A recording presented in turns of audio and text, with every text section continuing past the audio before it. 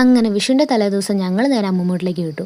അപ്പോൾ അവിടെ ചെന്നപ്പോൾ എന്താണ് ആദ്യം കാണുന്ന കാഴ്ച ദേ ഇതാണ്, ചക്ക വെട്ടി പുഴുങ്ങാനായിട്ടുള്ള പരിപാടിയാണ്. ഞാൻ പോയിട്ടുണ്ടെങ്കിൽ കൂടെ തന്നെ കാണുമെന്ന് അറിയാലോ, അതിൻ്റെ ഒപ്പം ഇന്ന് അമ്മയും കൂടെ ഉണ്ട്. അമ്മ അതൊക്കെ കണ്ട് ആസ്വദിച്ച് നിൽക്കുകയാണ്. മാമിയാണെങ്കിൽ അവിടെ പന്നി വെട്ടലുള്ള തിരക്കിലാണ്, പിന്നെ അമ്മൂമ്മ ചക്ക വെട്ടലിലും അമ്മ അവിടെ നിരീക്ഷിച്ചുകൊണ്ടിരിക്കുക. ഞാനാണെങ്കിൽ അവിടെ എന്തൊക്കെ തരത്തിലുള്ള കറി ആയിട്ടുണ്ട് എന്നുള്ള അന്വേഷണത്തിലായിരുന്നു. അപ്പോൾ പോയി നോക്കിയപ്പം ആദ്യം തന്നെ കണ്ടത് മീൻകറിയാണ്. ഇത് സ്രാവ് ഇങ്ങനെ മുളകിട്ട ഒരു മീൻകറിയാണ്, എനിക്ക് ഭയങ്കര ഇഷ്ടമാണ്.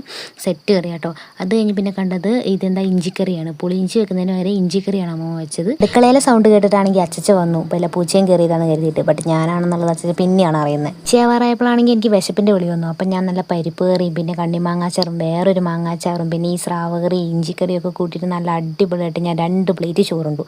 അമ്മ അത് ടേസ്റ്റ് ആയിരുന്നു, എനിക്ക് ഭയങ്കര ഇഷ്ടപ്പെട്ടു. അത് നിന്ന് വയറ് നിറഞ്ഞപ്പോൾ എനിക്ക് അരവണ്ണ ഈ പെണ്ണ് എടുത്ത് തന്നു. അപ്പോൾ അതും നല്ല ഉഷാറായിട്ട് തിന്നു. പിന്നെ ദേ വരുന്ന തന്മയെ ചീറിപ്പഞ്ഞു അവളുടെ വണ്ടി എടുത്തുകൊണ്ട്. അത് ആക്ച്വലി അവളുടെ വണ്ടിയല്ല, അല്ലൂസിൻ്റെ വണ്ടിയാണ്. അപ്പോൾ അതും എടുത്തുകൊണ്ട് ദേ അവൾ ഓടിച്ചുകൊണ്ട് വന്ന്. എന്ത് ചെയ്യാനാ, തലമണ്ട വളർന്നില്ല ഇത്രയായിട്ടും. അതിൻ്റേതായിട്ടുള്ള ഓരോ ദോഷങ്ങളാണ്. അത് കണ്ടപ്പോൾ പിന്നെ എനിക്കും ഒന്ന് തോന്നി ഒന്ന് കയറി ഓടിക്കാമെന്ന്. അപ്പം ഞാനും ഒന്ന് കയറി ഓടിച്ചു. അപ്പോൾ അതൊക്കെ കഴിഞ്ഞപ്പോഴാണ് മുറ്റത്തെ മാവിലെ മാങ്ങ എൻ്റെ ശ്രദ്ധയിൽപ്പെട്ടത്. അപ്പം ഞാൻ എന്ത് ചെയ്ത് അച്ഛനോട് അനുവാദം ചോദിച്ചിട്ട് ഒരു മാങ്ങ അങ്ങ് പറിച്ചു. ഇത് നല്ല വലിയ സൈസാവുന്ന നല്ല അടിപൊളി നാട്ടുമാങ്ങയാണ്. ഉപ്പും പറിച്ചിട്ട് നല്ല സ്ലൈസായിട്ട് തന്നെ അരിഞ്ഞു തന്നു. അതിലേക്ക് ഉപ്പും മുളകൊക്കെ ഞാനിട്ട് തിരുമ്മി. അതിൽ നിന്ന് നല്ലൊരു വലിയ പീസ് നോക്കി തന്നെ എടുത്ത് ഞാനങ്ങ് കഴിച്ചു. ഓ, സെറ്റ് സാധനം, അടിപൊളി ടേസ്റ്റ്. അത് കഴിഞ്ഞ് എല്ലാവർക്കും ഞാനത് വിതരണം ചെയ്തു. അപ്പോൾ അമ്മ മാത്രം തിന്നില്ല, അമ്മയുടെ പല്ല് വിളിക്കുകയുണ്ട്, അമ്മ തിന്നില്ല.